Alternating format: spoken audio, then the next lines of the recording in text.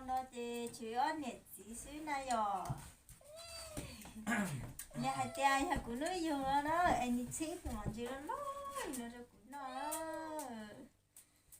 cá cần cầu đi rồi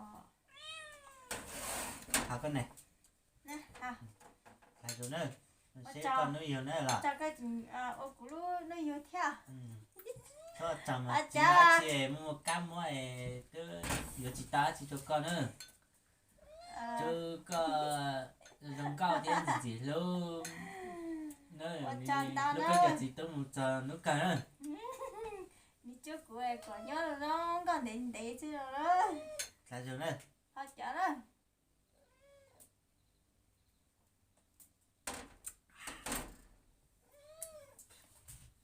em mà là gì sao xung mò đi á vượt lên đây gần thôi đấy có được thì mãi trên rồi à cốt chó em thả thêm bánh hàng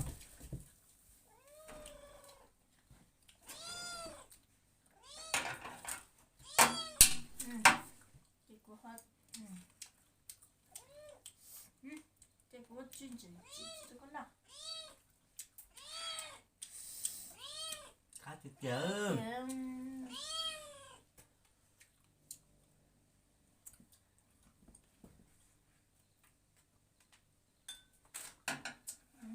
đến đây rồi họ gặp con nữa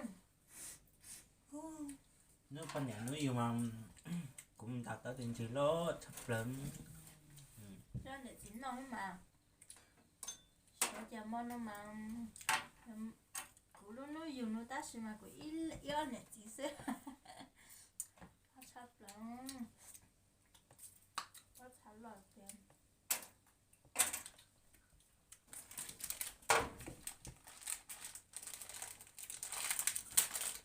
chỉ nào món rồi là chắc chắn mọi người nó không món để tha con nén nó nữa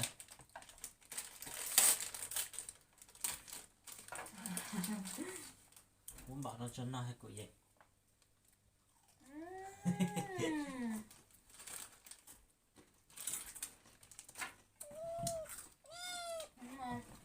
nó món thơm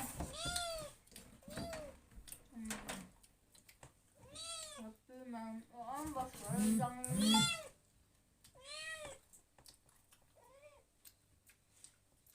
họ cũng chặt tao nó nữa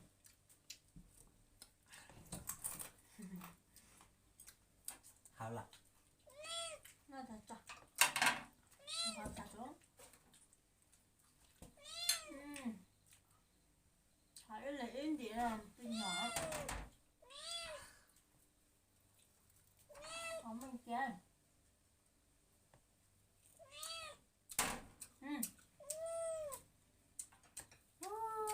cho mình chỉ chưa cá mình chỉ chưa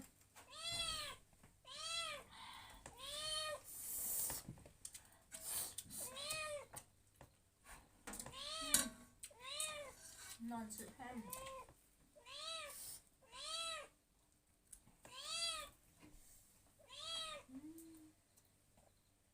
gotcha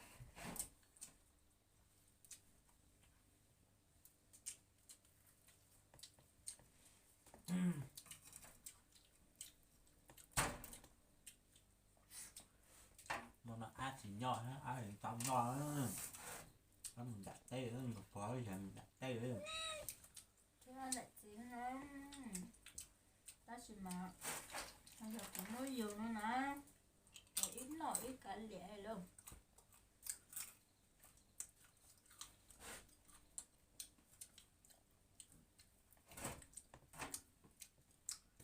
chắc là của to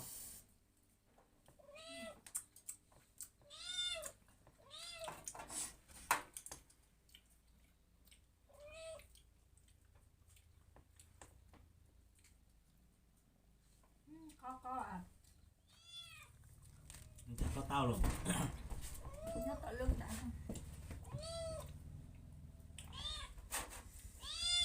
miếng nào là để miếng cô lên ha không có gì mà thả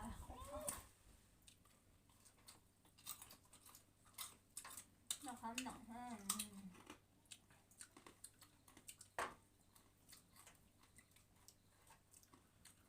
Cũng thông nó cho của tôi đúng rồi. Đây là nói cọc.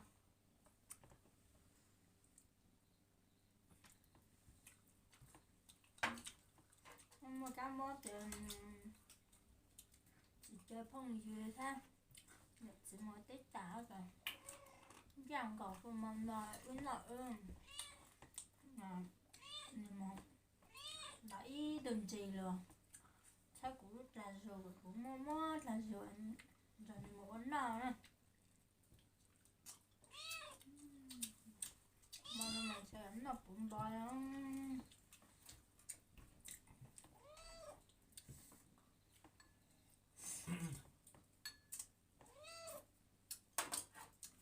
Nó cho bao số của sao á? Số của con không nói.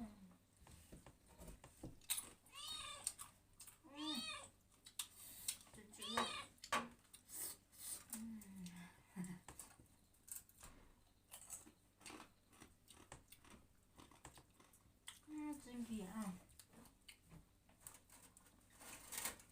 这雪棒，真的好冷的。Sẽ cắn. Học của mày.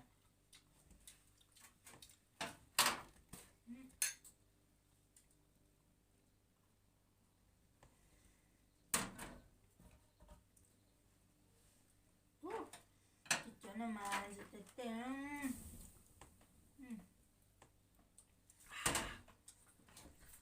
Tay lạnh gì ơ, chị hảo ơ.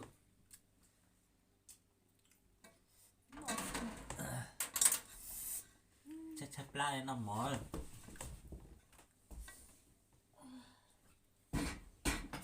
Uầy. Kẹt thế nào. Cái nó mót theo.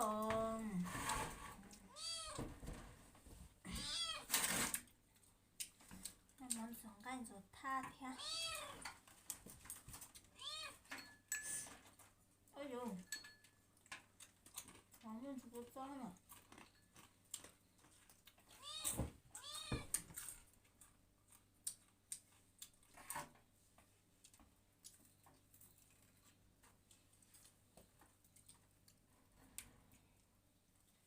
있었대. 어이요. 자, 쟁반에는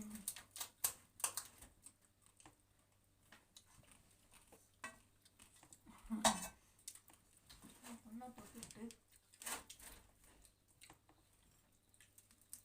조금 됐대요. 조금 어렵죠? Lúc đã cũng miếng đâu.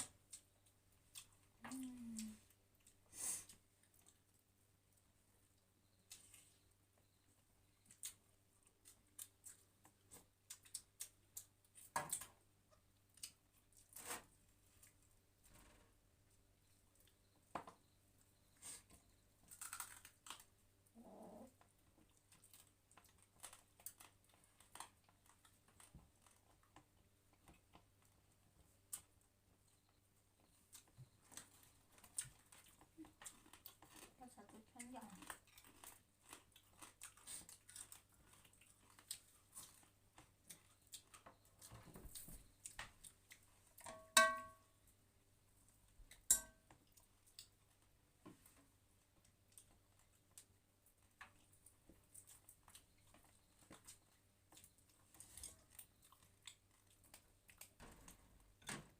Nhưng mà giờ em luôn nên gặp lót đi cởi đi nhắn là nữa. Thì giờ cũng nuôi dùng nữa.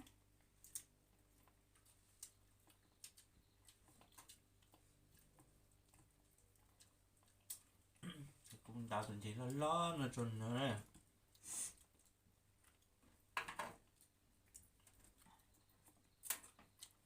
Thì nó cái dọc xe này.